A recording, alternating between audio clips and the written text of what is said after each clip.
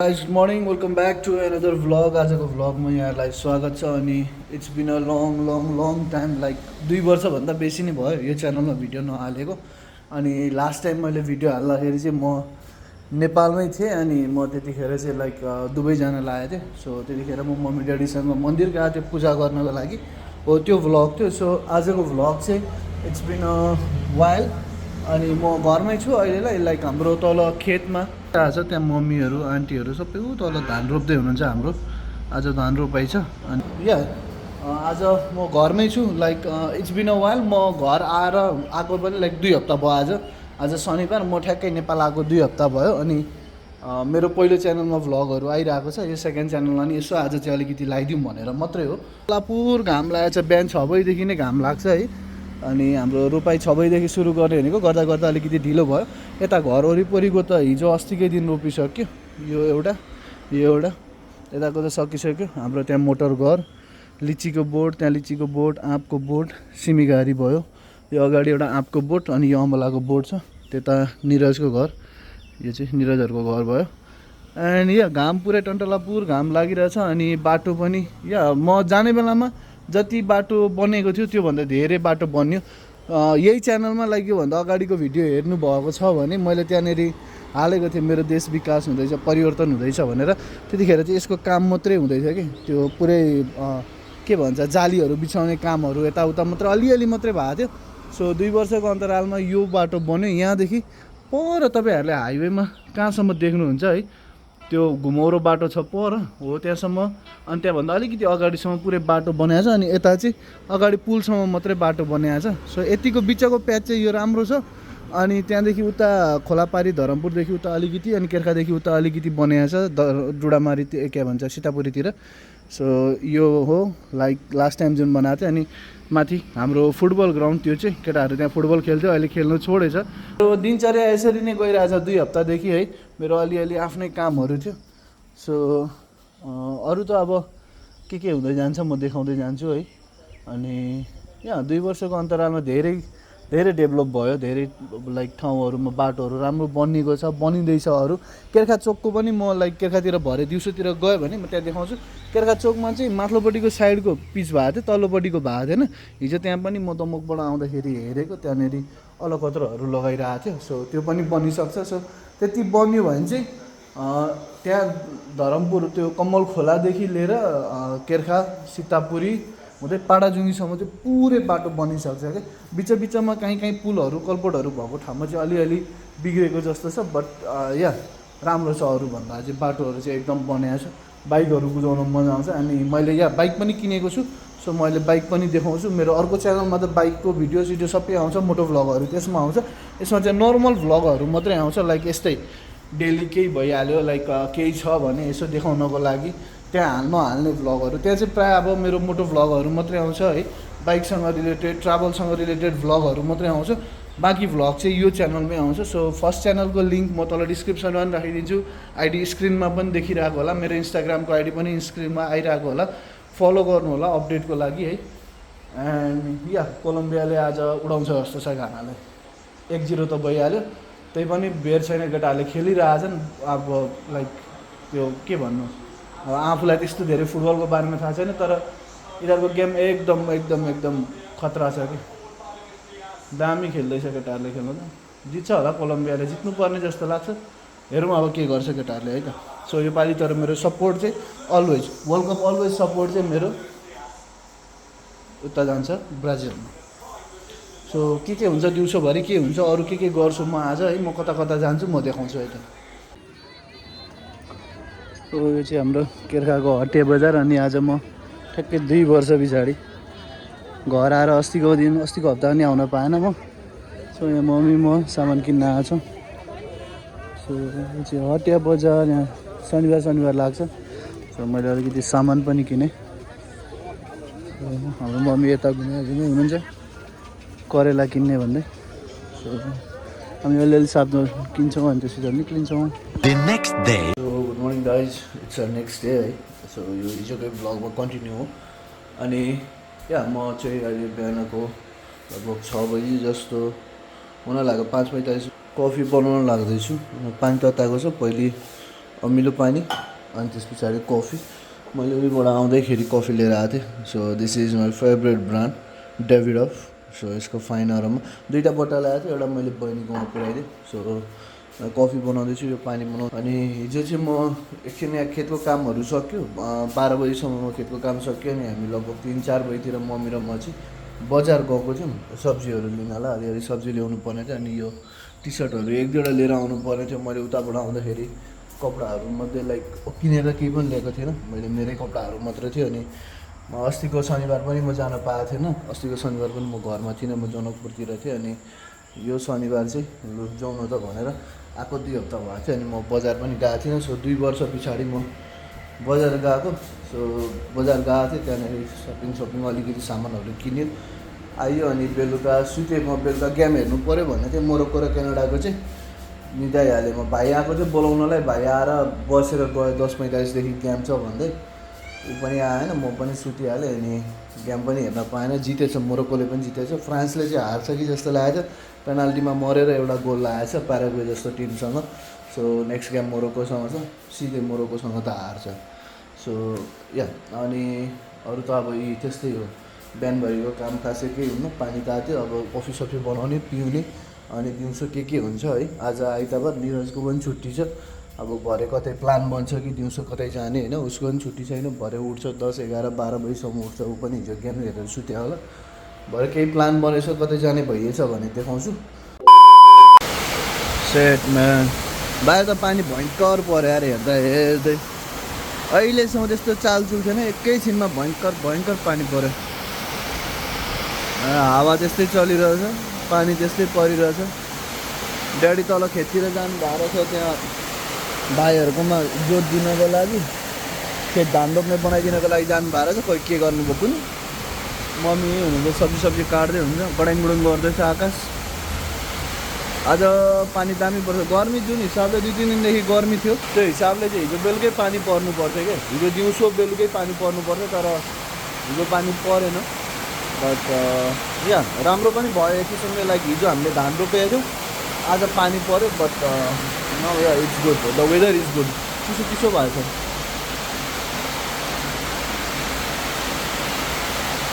टक्कै मेरो कागजी पानी। अब कफी टाइम।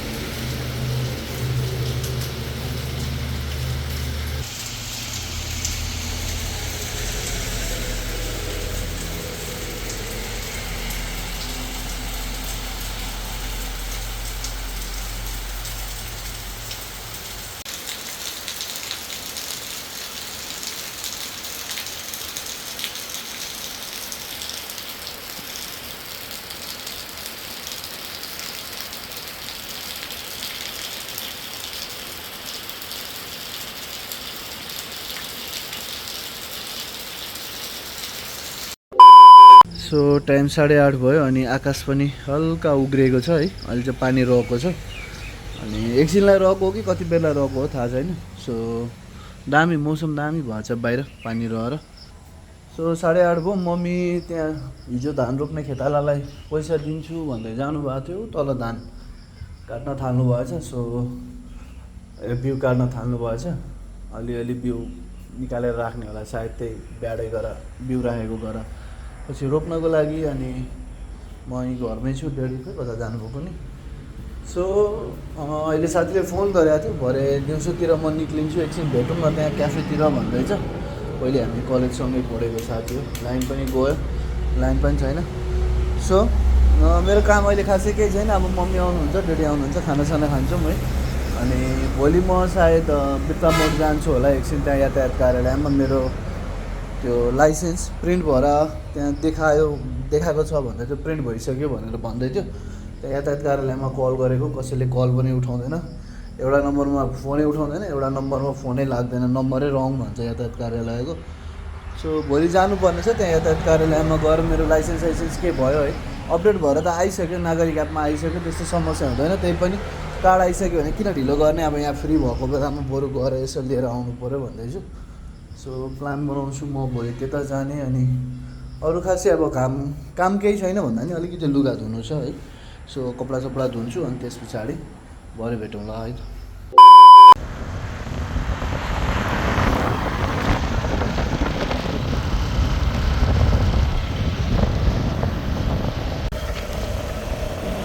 ल झ्याट्ट पारेर अहिले चाहिँ निरज र म 87तिर जाँदैछौँ। यो चाहिँ 87 जाने बाटो।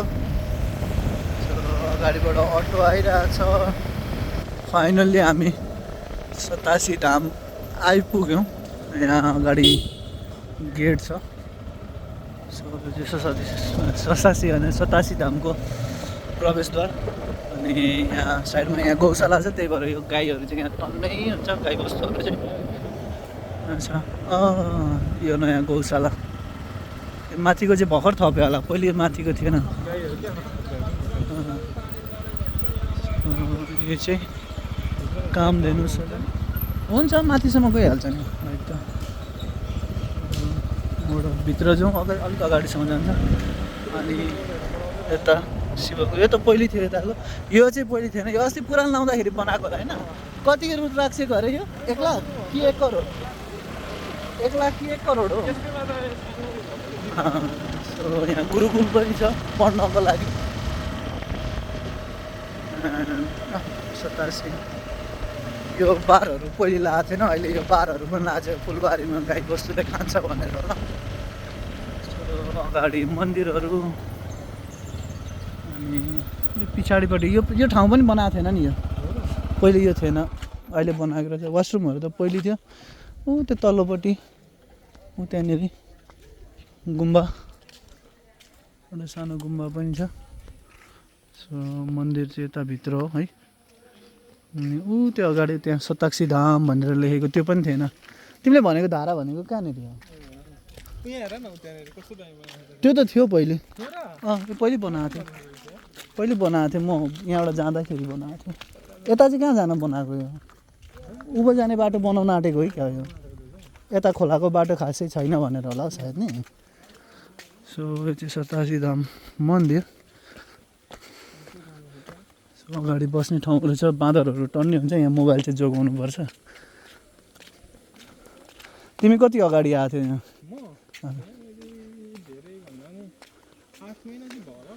त्यही पुरानो लागेको लगाएको?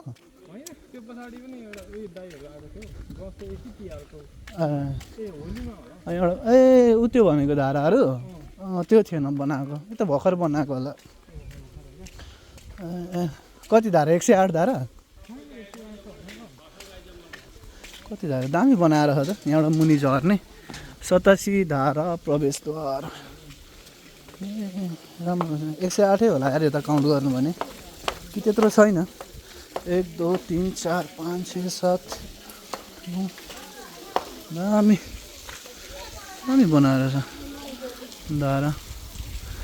मुक्तिनाथको 108 धारा जस्तै होला यो पनि। यो 87 धाम पर्यटन विकास समितिको कार्यालय जस्तो पनि रहेछ। यहाँबाट उँभो चाहिँ हाम्रो झर्ना जाने बाटो। यहाँ माथि एउटा यसो केटाहरूलाई गाँजा साँझा खाने ठाउँ पनि छ, बाबाजीहरू बस्ने। हामी जाने माथिसम्मै जान्छौँ। माथि नगयो, गर्मीले मरिन्छ। जाँदा नि ऊ त्यो मासतिर त्यो पुलसम्म जानुपर्छ। अरू त यस्तै छ। ल यहाँ चाहिँ निरजले बाइक निकाल्दैछ अगाडि। ए बाटो लास खम्रङ खुम्रङ बाटो छ। हामी उता पिकनिक स्पोट जाने भनेर आएको, बाटो बिग्रेकोले गर्दाखेरि त्यहाँ आधी बाटोमै बाइक राखेर अनि घुमाइयो। यहाँ 2 जना मात्र थियौँ। अब एकजनाले घुमाउन साध्य नै थिएन। अनि निरजले त्यहाँ बाइक निकाल्यो। अब हामी जान्छौँ अलिकति तलतिर गएर, त्यहाँ बस्ने ठाउँ छ, त्यहाँ गएर बस्छौँ। ए थट यस्तो छ बाटो यहाँ। खम्रङ खम्रङ ए सबै भत्केछ पानी धरधरे लागेर जङ्गलको बिचैबिच ए एकजना दाइको अटो छ छैन मान्छे चाहिँ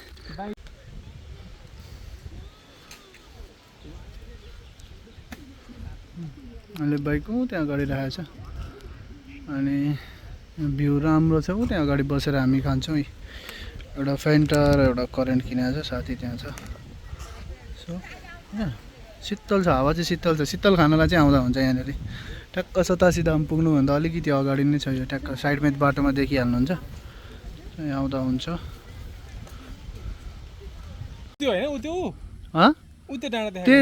त्यो अगाडिको त्यो रुख जस्तो देखेको यहाँबाट देखिहाल्छ नि यही दुईवटा घर भएको ठाउँ त हो यो माथि यो डाँडामा हामी एकचोटि पुगेको थियौँ त्यहाँबाट सिधै तल झर्नासम्म आएको थियो कि हामी यहाँ कति टाढा छ हेर त यहाँ कस्तो छ ठाउँमा यो त अझै भिडियोमा मात्रै भिडियो 20x मात्रै हो होइन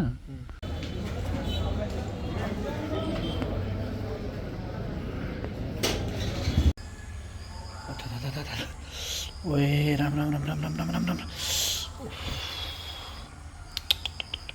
बाफ्रे कस्तो तातो पानी छ यार मेरो अरूभन्दा नि मेन यो खुट्टामा कि घाउ भएर नि त उहाँ जुत्ता लाउँदा लाउँदा लाउँदा घाउ भएको छ अनि यसको लागि यहाँ खड्किरी पानीमा ट्याक्क खुट्टा चोबेलेर अनि हल्का दबाई लगाएर सुक्खा गरेर सुत्नुपर्ने पानी तातो छ धेरै चिसो बनाउँदा अनि काम लाग्दैन सो यही बकेटमा पानी गरेर ऊ त्यहाँ जग छ जगमा पानी तताएर ल्याएर यहाँ बकेटमा हालेर यही खड्केरी पनि छ यहाँनिर ओए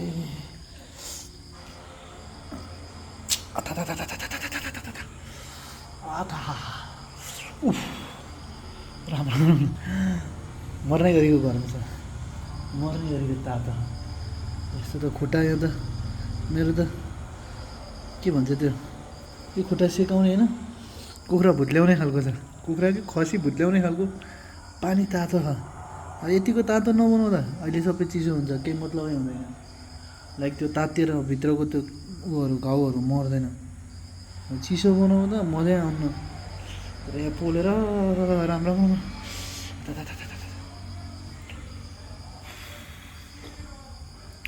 ट्राई दिस यदि तपाईँहरूको पनि खुट्टामा यस्तो घाउहरू छ भने चाहिँ खड्किरी नुन हालेर तातो पानीमा ट्राई गर्नु होला अहिले पुरै सुकिसकेपछि त त्यो दबाई लाउने बेला त दामी मजा आउँछ कि शीतल हुन्छ कि अहिले एकछिन चाहिँ यो पानीमा हालिन्जेल चाहिँ बाफ्रे बाफ्रे बाफ्रे किन चाहिँ हालेछु किन चाहिँ गर्नुपर्छ यो गर्नै पर्छ र भने जस्तो हुन्छ सो मम्मी डेडी माथि नै हुन्छ माथि हावा चलिरहेछ डेडीले टिभी खोलेर राख्नुभएको छ पुरै वर्ल्ड कप हेर्नलाई भरे अब पोर्चुगल र स्पेनको गेम आज भयङ्कर बुढान्त हुन्छ मेरो सपोर्ट गरेको ब्राजिल टिम हिजो हारिहाल्यो नर्वेसँग बट